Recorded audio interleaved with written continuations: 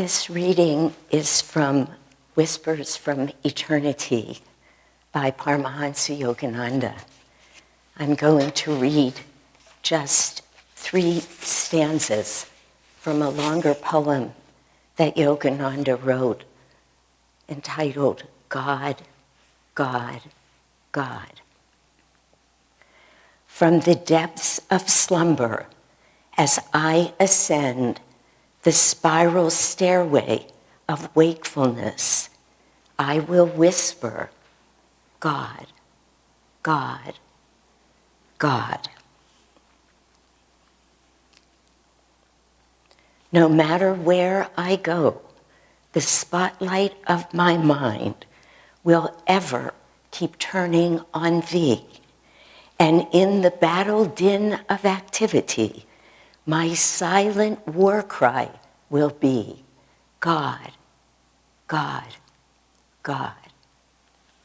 In waking, eating, working, dreaming, sleeping, serving, meditating, chanting, divinely loving, my soul will constantly hum, unheard by any, God, God, God.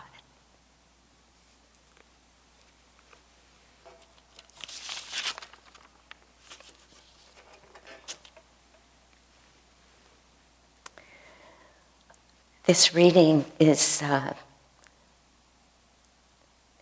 it's such a, in a way, a simple and lovely instructional message from Jesus to us. Really saying, in essence, you are a part of all that is, so everything that you do, every thought that you have, every act affects everyone. And it is your job, your purpose, your role in life, really the reason that your soul has manifested here is so you can practice that and know that and begin to feel the ways that we are all a part of one great consciousness. It's so fascinating being here. You can only see me, of course, but we're in our big temple, and there are 8 of us here practicing our social distancing.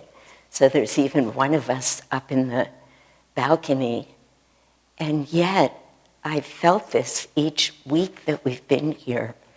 There's such a sense of connection to all of you, wherever you're watching from, wherever your homes are, certainly to each other in this church.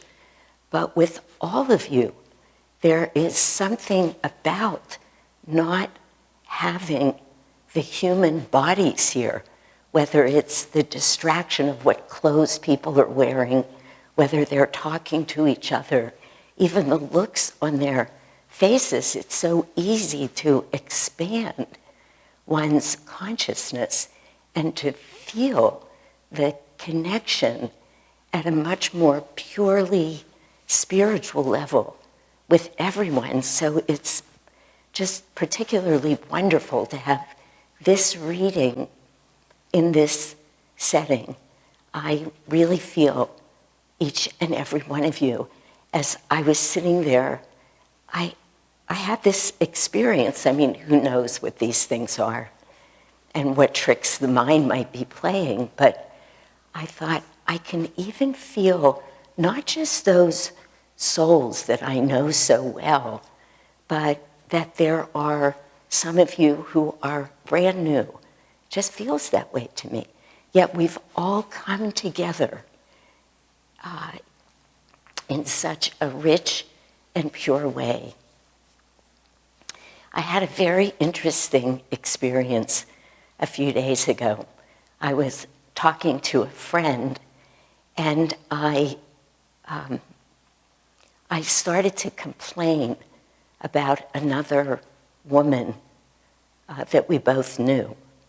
And I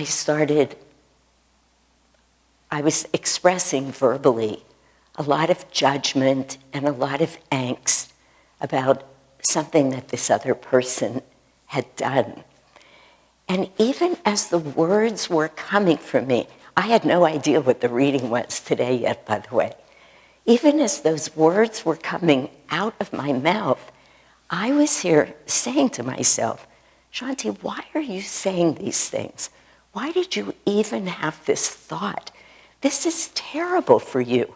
This is terrible for your friend who you're speaking to. But, and I'm outing myself here, it was like I was standing here watching my mouth over here. It was just going like this, and I couldn't stop it. I knew it was so wrong what I was doing, right from the moment of even having had the thought. And I felt contracted.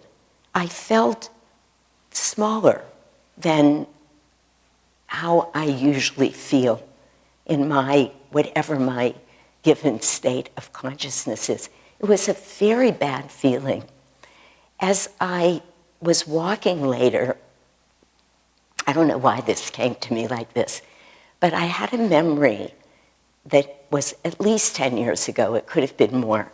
I was in Washington, D.C., and I had rented a car with a GPS in it. And in those days,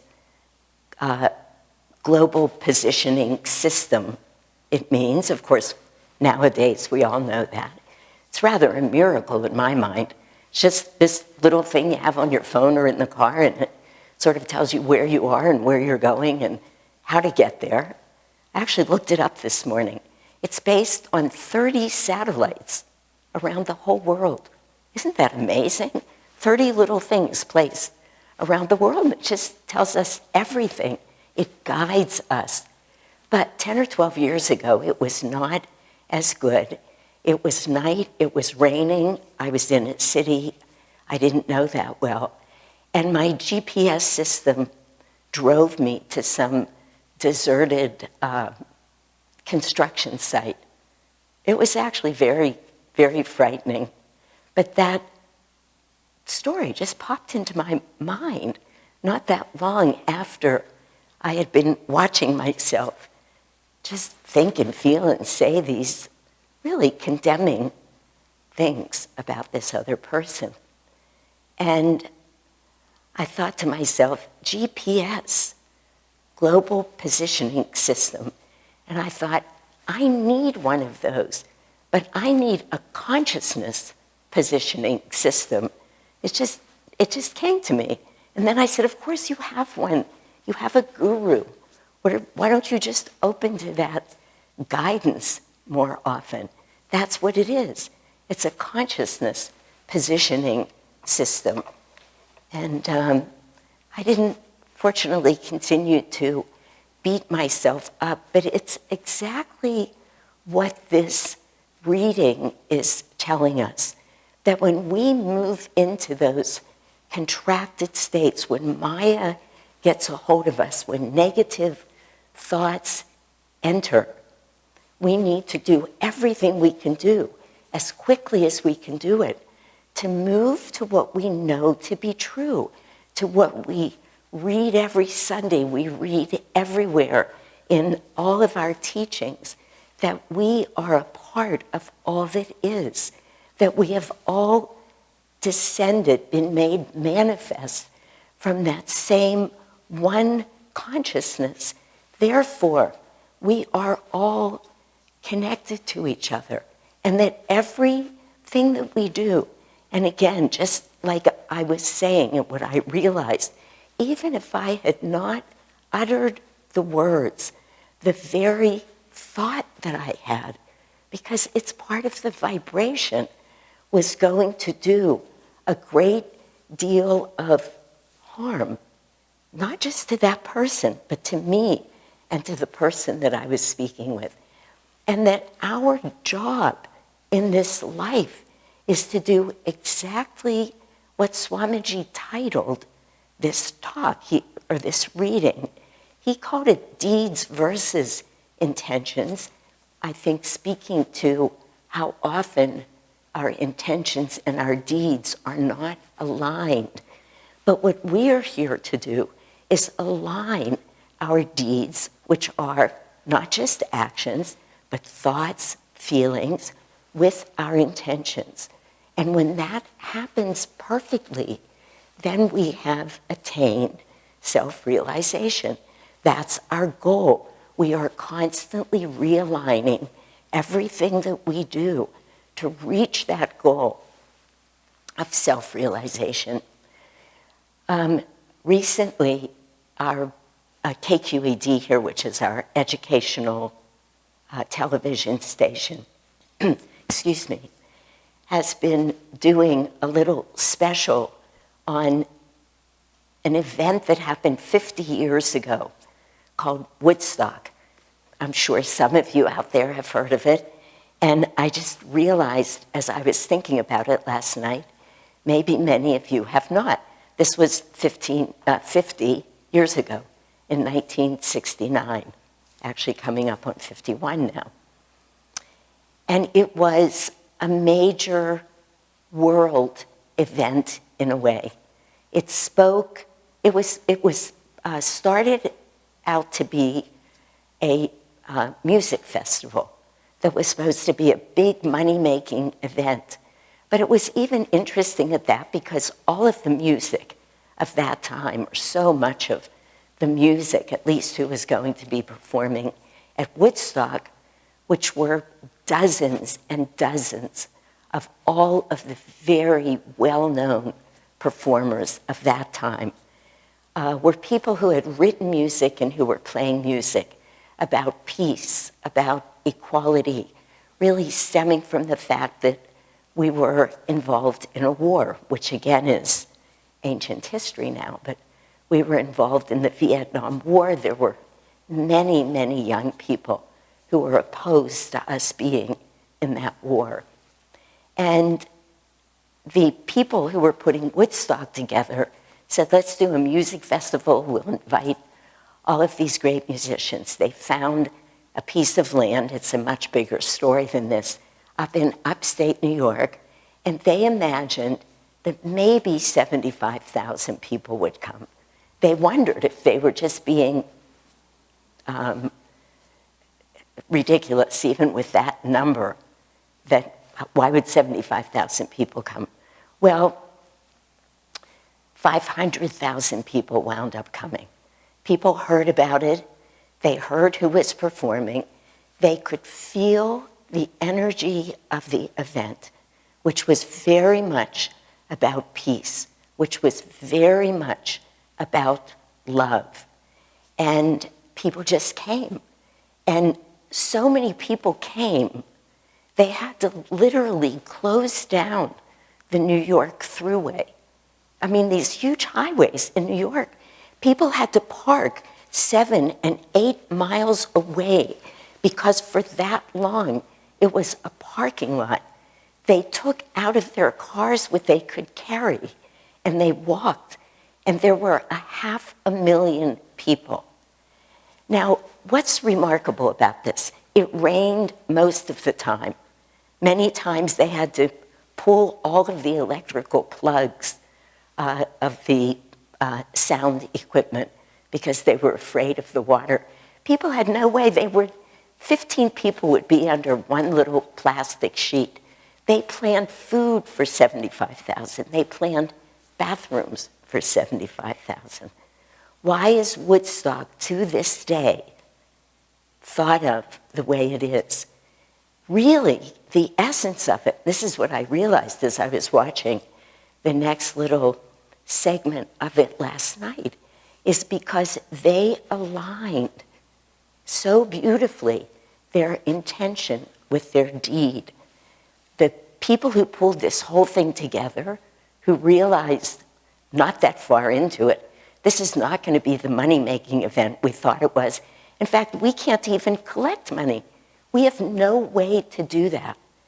And they turned it into a magnificent expression of deep and true and pure love, of pure peace, which is a divine quality. Very much like what David just said when he said, meditate on joy. It's a divine quality. So is peace. And that's what happened at Woodstock. That's why it was so remarkable. Not one act of violence. 500,000 people crammed together. No food, no bathrooms, no way to sleep, no shelter from the rain. Never, literally, not one act of violence. People reaching out in every way they could to help each other, to love each other, to support each other. It was a remarkable event that everybody's talking about. It was, in many ways, for this country, for the United States, one of the first expressions of mass like that, spirituality. People were just first starting to talk about spirituality in that way. And they may not have said this exactly, but they behaved it, they acted it, which we know from an energy point of view is every bit as important as knowing the words behind it. They became peace. They opened their hearts. Their deeds were aligned with their intentions. And I will tell you, because it's interesting, I've heard Ananda speak about this too at times, because those of us who are this age, if we were at all involved in the peace movement, we were involved in peace demonstrations. We called them that, peace demonstrations. But I remember I was living in DC at the time. I was terrified. I went, but I was terrified because the deeds were not aligned with the intentions. There was so much violence. There was so much hatred. There was so much anger being expressed in the name of peace. It didn't work. It doesn't work. Woodstock is still speaking to the world because of the higher consciousness and the alignment. This is precisely what Swami Kriyananda has done with Ananda.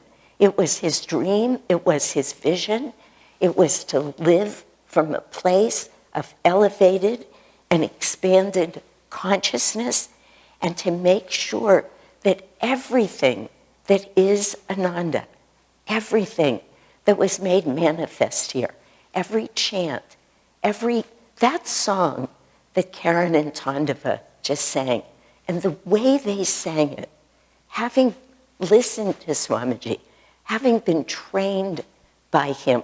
Of course, they're both fabulous musicians in their own right, but they've been on this path for a long time. That was so moving.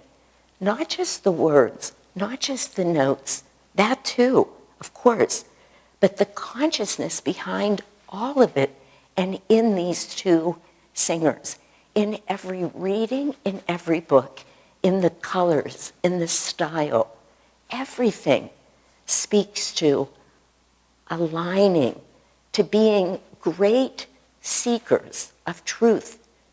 Swamiji taught us, because if we're true seekers of truth, it's not just what we do, it's how we do it. It's the attitude with which we do it.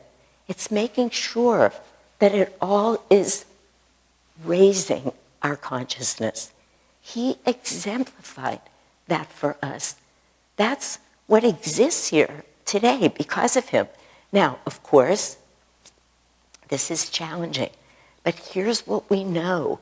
If we look for that spark of light in each person, in each being, in every soul, in every situation, if I had stopped earlier this week and said, okay, the thought came to me to be critical, I'm going to sit and hold that person up in my mind and all of her true beauty, that spark of light that is her. When we do that, those veils of delusion disappear. And we see that spark everywhere. We have to.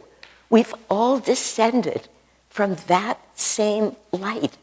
If we look, the light is always there, always. If we look hard enough, we see it. It's beholden upon us to change our vision, to change our mind, to change our attitude, to live always in a state. I mean, Patanjali said it's, every great spiritual teacher says it, of non-violence, of non-lying, of non-stealing. This means don't judge people, don't criticize them. And of course it's hard, but that's what we're here to do, is to practice that. And we have so many ways of doing it.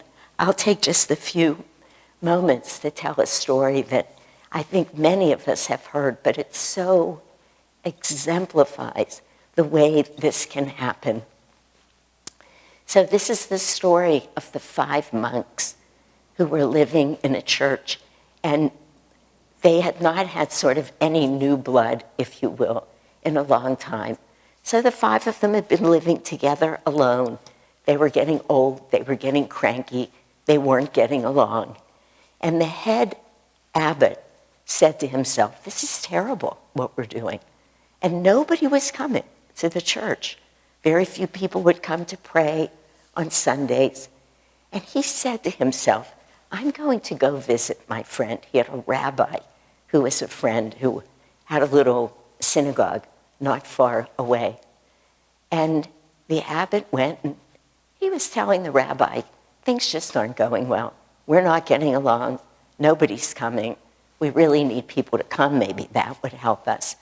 The rabbi just saw it and thought, and he listened.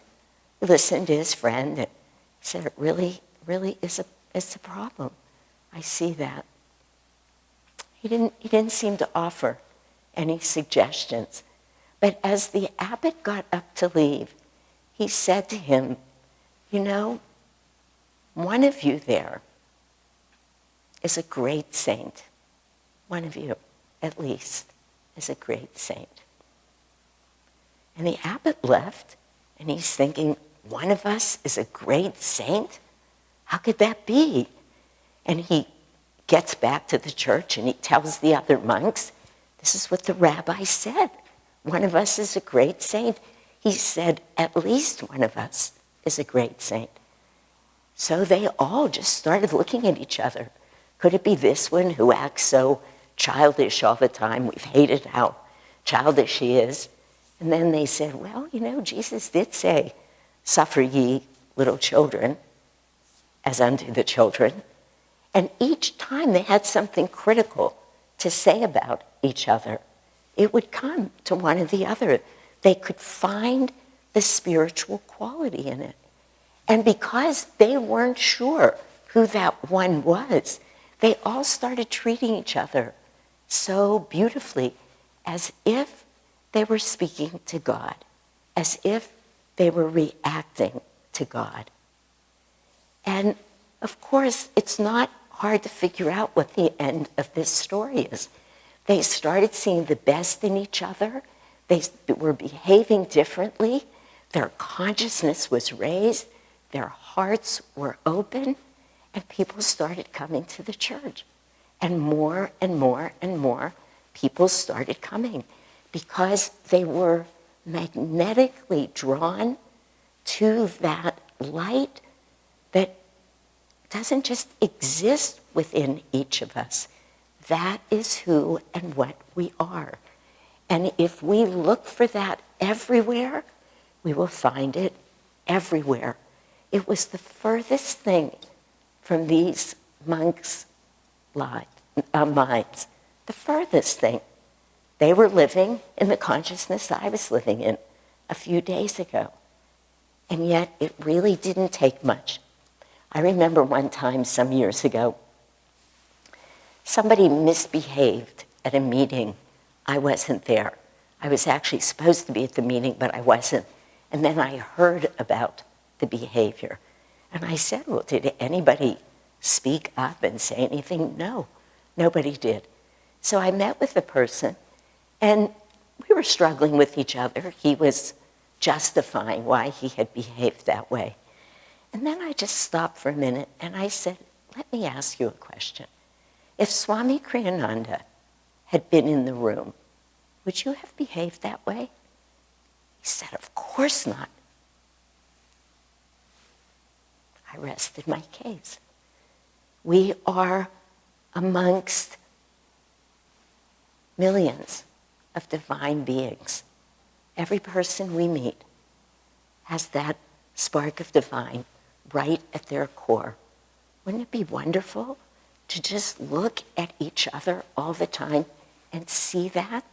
And then we become that. The veil disappears. We raise our consciousness.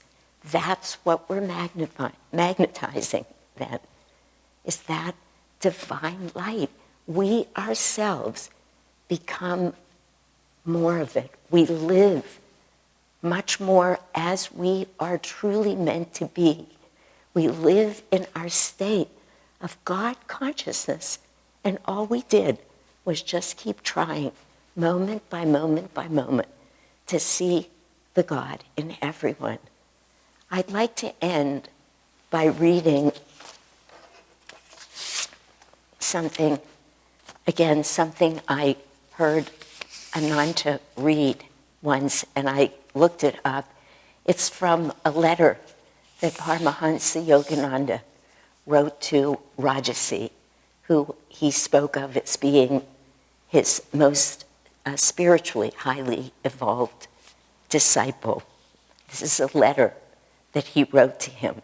Think God, enjoy God, live God, love God, dream God, do all things for God. Walk, talk, think, work, move, and carry on business for God alone.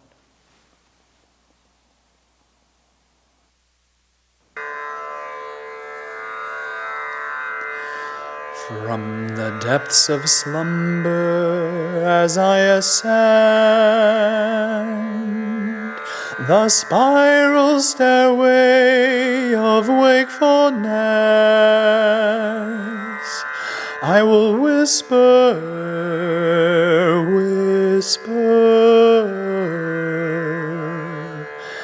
God, God, God.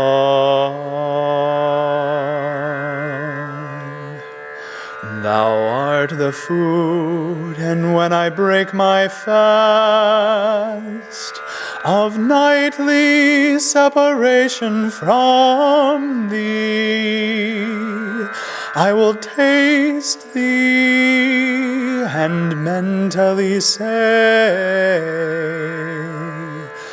God, God, God. No matter where I go, the spotlight of my mind will ever keep turning on thee. And in the battle din of activity, my silent war cry will be God, God, God.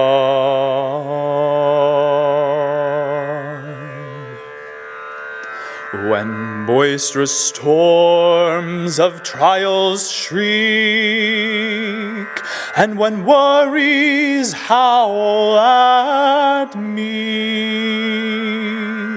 I will drown their noises, loudly chanting, God, God,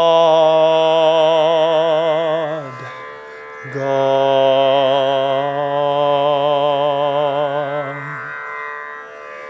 When my mind weaves dreams, dreams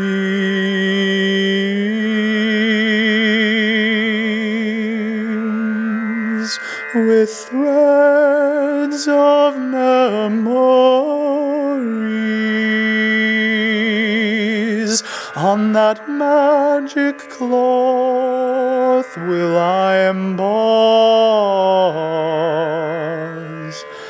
God,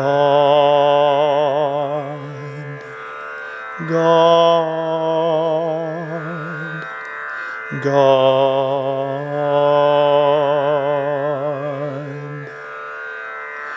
Every night in time of deepest sleep, when my peace dreams and calls joy, joy, my joy comes singing evermore. God, God, God.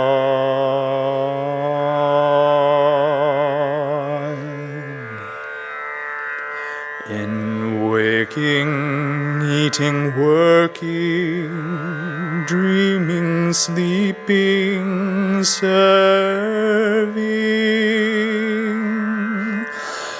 meditating, chanting, divinely loving,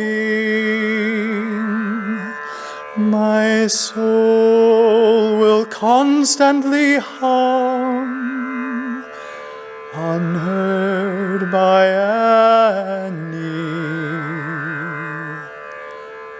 God, God.